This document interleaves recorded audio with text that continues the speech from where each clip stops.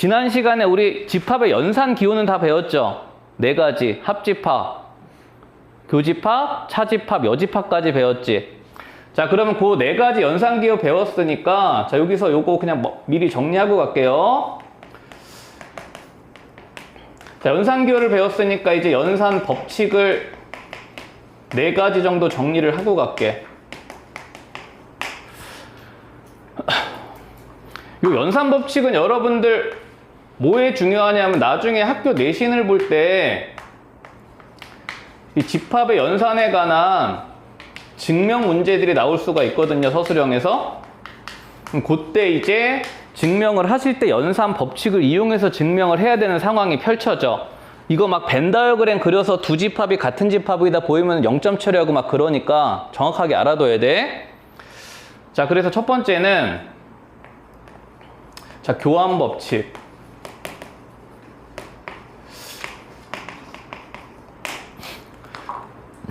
그러니까 집합의 연산 법칙이 교환 법칙은 무슨 생각으로 하시면 되냐면 저거 실수에서 더하기 곱하기 생각하면 돼. 우리 실수에서 x 더하기 y는 y 더하기 x하고 같다. 당연한 얘기잖아, 그치?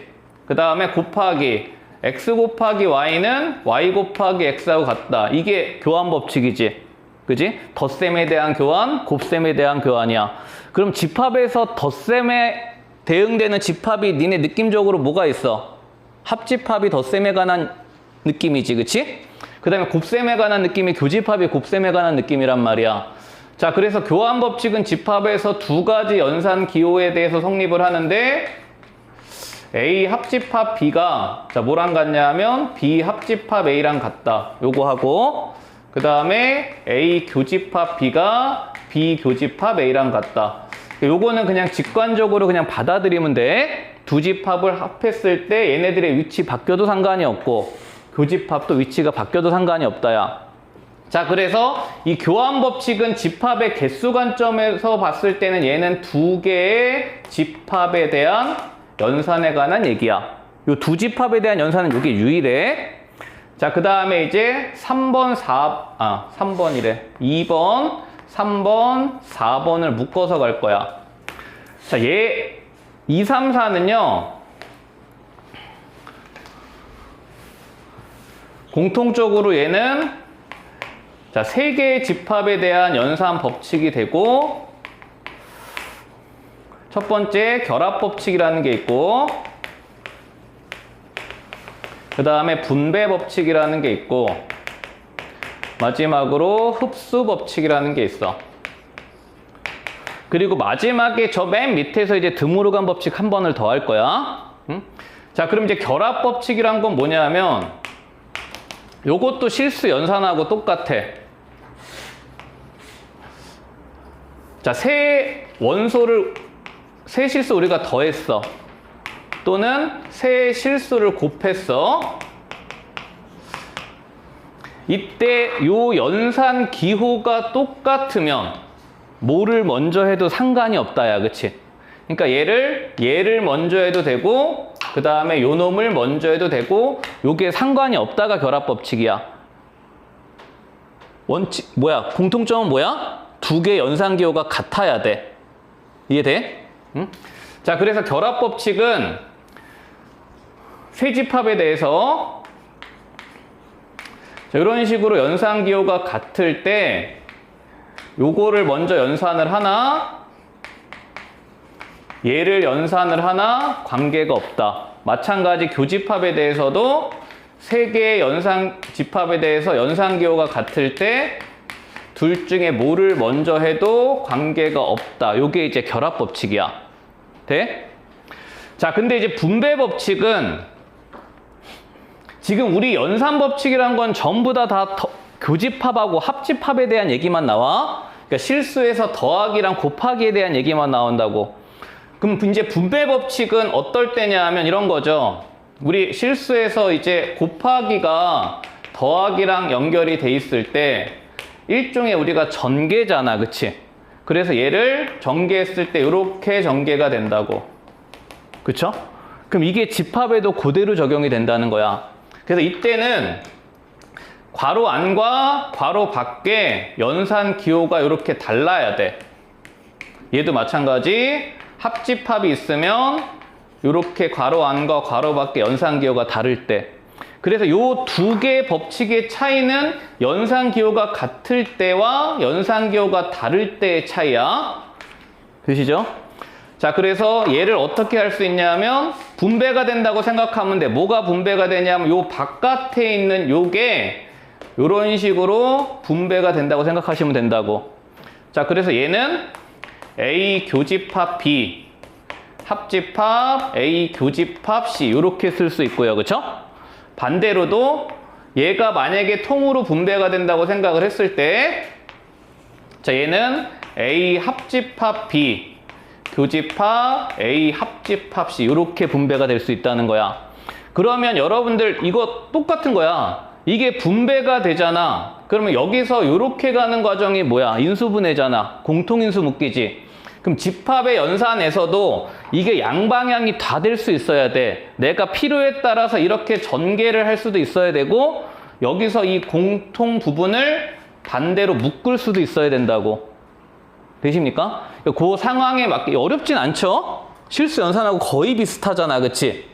요게 양방향으로 갈 수 있어야 된다. 요게 이제 분배 법칙이고. 자, 그 다음에 마지막에 이 흡수 법칙이라는 거는 뭐냐면 이 분배 법칙의 일종의 부분 집합인데, 자, 이렇게 집합이 있다고 쳐볼게.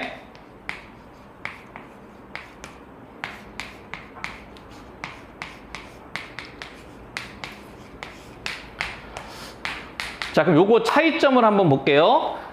일단 요 세 법칙의 공통점은 전부 다 집합이 3개에 대한 연산에 관한 법칙이야. 그치? 교환 법칙만 2집합이죠. 그 다음에 이 결합 법칙과 분배 법칙의 차이는 뭐였어? 결합 법칙은 연산 기호가 같을 때, 분배 법칙은 연산 기호가 다를 때였어. 자, 근데 이 분배 법칙과 흡수 법칙의 차이는 뭔 것 같아? 분배 법칙은 세 집합이 모두 다른 집합일 때. 모양은 똑같지? 연산 기호가 달라. 근데 흡수 법칙은 세 집합 중에서 2집합이 같을 때야. 그치? 자, 그럼 이거는 왜 흡수 법칙이라고 얘기를 하냐면 분배 법칙 모양에서 집합이 2집합이 같잖아? 그러면 얘는 바깥의 집합으로 흡수가 된다 그래서 우리가 흡수 법칙이라고 보통 불러. 자, 그럼 여러분들이 직관적으로 그냥 생각을 한번 해봐. A 합집합 B가 있어. 걔하고 A의 교집합은 뭐겠어? A겠지. 이게 무슨 표현이야? 부분집합의 표현이죠. A라는 애가 요거에 포함되잖아. 이해돼? 마찬가지 A 교집합 B가 A하고 합해졌어. 그럼 이번에는 A가 A 교집합 B를 포함하고 있으니까 이것도 부분집합의 표현으로 A지. 이해돼? 그래서 흡수 법칙은 집합이 이렇게 연산 법칙에서 3개가 흐트러져 있을 때 집합의 개수를 줄이는 법칙이야. 여기까지 되시죠? 자, 그래서 요거 3개 정확하게 구별하시고, 자, 그 다음 마지막으로 자, 드모르간 법칙이라는 게 나와. 자, 드모르간 법칙은 어떻게 이해하시면 되냐면 여집합의 분배라고 생각하면 돼. 이런 거야. 자, 우리가 A 합집합 B의 여집합 요렇게 묶여 있다고 쳐봐. 자, 또는 뭐 예를 들어서 A 여집합의 교집합의 B의 이런 식으로 묶여 있다고 쳐보세요. 자, 그러면 이때 이 여집합은 안으로 들어갈 수 있거든? 그럼 안으로 들어갔을 때 안에 있는 애들을 싹 다 뒤집어 놓으면 되는 거야. 그럼 여집합이 안으로 들어가면 어떻게 된다는 얘기야? A 뒤집고, 합집합은 뭘로 뒤집어? 교집합으로 뒤집고, B는 B의 여집합으로 뒤집고, 그치? 마찬가지 요런 애들도 봐봐. A 여집합의 여집합을 뒤집으면 뭐야? A지. 교집합 뒤집으면 합집합이고, B 뒤집으면 B의 여집합이고, 그치? 그럼 이 드모르간도 마찬가지 뭘 하실 수 있어야 되냐면 요쪽으로 가는 게 여집합을 분배한 거잖아. 그럼 니네는 거꾸로 필요에 따라서 이 여집합을 바깥으로 묶어낼 수도 있어야 된다고. 이해돼? 예를 들어서 뭐 이런 식으로 있어. A 여집합의 교집합의 B의 여집합 이렇게 있단 말이야. 그러면 니네 나중에 경우의 수나 뭐 확률과 통계에서도 마찬가지지만 1학년 때 경우의 수 해봐서 알 거 아니야. 부정의 해석은 되게 힘들어. A 여집합이란 건 일단 국어적인 멘트가 뭐야? A가 아니다지. 그럼 아니다의 해석은 우리가 쉽지 않단 말이야. 맞다의 해석이 편하지. 그럼 이런 애들을 우리가 필요에 따라서 어떻게 할 수 있어야 돼? 여집합을 밖으로 묶어낼 수 있어야 된다고. 아니다의 해석 2개보다는 1개 해석이 편할 때가 많단 말이야. 그럼 얘를 묶어내면 다 뒤집어 놓고 묶이면 된다 이거야. 여기까지 되시죠? 자, 그래서 요 5개의 법칙이 이제 연산 법칙이라고 우리가 하는 건데 여기까지는 돼? 자, 근데 이제 중요한 거는 뭐가 중요하냐면 요걸 잘 정리해 놓고 꼭 따라서 숙지를 해야 돼. 이 연산 법칙은 우리 언제 쓴다 그랬어? 집합의 연산을 증명할 때 쓴단 말이야. 그치? 응?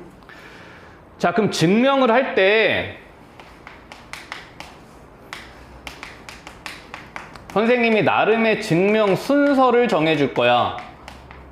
무슨 말이냐면 그냥 요 순서대로 여러분들이 식을 쭉 정리해 나가 보면 나도 모르게 결과가 도출이 될 때가 비일비재해. 이해돼? 응? 자, 그래서 연산 법칙의 증명 순서를 정리를 해드릴 텐데, 자, 첫 번째, 모든 증명에서 첫 번째로 해야 될 일은 뭐냐면, 봐봐. 니네 지금 이 연산 법칙을 쑥 보니까, 우리 연산기호 4개 배웠잖아. 뭐뭐 배웠어? 합집합, 교집합, 차집합, 여집합 배웠지? 뭐가 없어? 그 4개 중에 뭐는 없지? 뭐 없어? 차집합 없지? 합집합 있고 교집합 있고 여집합까지 다 있잖아. 근데 차집합에 대한 연산법칙은 하나도 없지. 연산법칙 증명에서 제일 쓸데없는 새끼가 차집합이야. 그래서 니네 눈에 차집합이 보이는 순간 얘는 무조건 바꿔. 뭘로 바꿔? 교집합이 여집합으로 바꿔. 그래서 첫 번째 할 일은 A 차집합 B를 A교 B의 여집합으로 바꾼다. 이게 첫 번째 할 일이야. 일단 차집합은 다 죽이고 보는 거야. 응? 여기까지 돼? 자, 그 다음에 두 번째 할 일은 연산법칙을 우리가 자유자재로 적용을 시키기 위해서 이 여집합이 바깥에 묶여있으면 우리가 할 수 있는 게 그렇게 많지가 않아. 두 번째 할 일은 여집합을 다 분배해서 풀어야 돼. 드모르간 법칙을 적용시킬 수 있는 애들은 싹 다 먼저 적용을 시켜. 이게 두 번째 할 일이야. 여기서 드모르간 법칙을 적용시키라는 애들은 요런 애들을 다 풀어 제끼란 얘기야. 되시죠? 응? 자, 그럼 여기까지 진행이 됐어. 그럼 이제 세 번째 할 일은 집합을 줄이면 좋기 때문에 이거 무슨 법칙이라고? 흡수 법칙이라고. 세 번째 할 일은 흡수 법칙이 적용이 될 수 있는 애들은 다 적용을 시켜서 집합의 개수를 줄이는 거야. 지금 얘는 집합이 3개가 펼쳐져 있는데 결론적으로 이 연산은 전부 다 A로 바꿔줄 수 있잖아. 그치? 세 번째는 흡수 법칙을 적용시키고, 자, 마지막. 여기까지는 니네가 순차적으로 되게 잘해. 쉬우니까. 이 마무리를 잘 못한다고. 자, 마무리는 어떻게 가시면 되냐면 모든 집합 연산의 마무리는 분배 법칙이나 또는 결합 법칙으로 마무리야.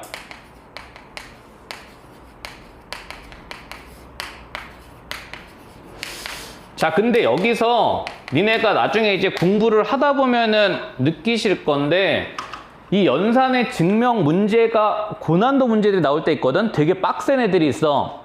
그런 애들의 키워드는 얘들아 이거야.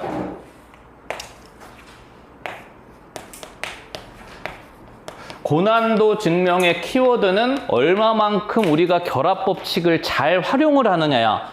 근데 이 결합법칙이라는 게 진짜 별거 아닌 것 같잖아. 결합법칙이 뭐야?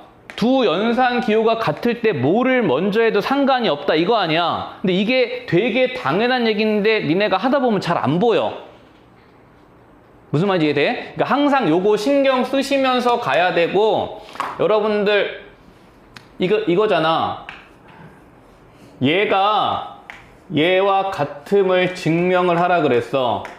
그러면 얘가 목적이잖아. 그치? 그럼 얘가 우리가 출발이야. 증명을 할 때는 얘들아 이 결과는 건드리면 안 돼. 이 출발에서 여기서 요렇게 가야 돼. 뭘 통해서? 연산 법칙을 통해서. 이거 건드리는 거 아니야? 무조건 여기서 출발해가지고 요거를 가야 되는데, 그럼 얘가 이제 우리의 목표잖아요. 그럼 니네가 뭘 하셔야 되냐면 요 단계를 우리가 순차적으로 진행해 갔을 때 내 눈가리는 항상 여기에 박혀 있어야 돼. 내가 지금 옳은 방향으로 가고 있는가. 이해돼? 그래서 한 요 정도까지 왔을 때는 대충 보인다고. 아, 요렇게 가면은 목적지에 도달하겠구나가 보일 거야. 몇 개 하다 보면. 그래서 내 눈은 항상 요 진행해 가면서 항상 목적식을 확인하면서 진행을 하세요. 되시겠죠? 요 연산법칙 순서는 얘들아 교과서나 책 같은데 없어 사실. 그냥 잘 정리해 놓으시고 항상 요 순서대로 진행을 하셔야 돼. 되시겠죠?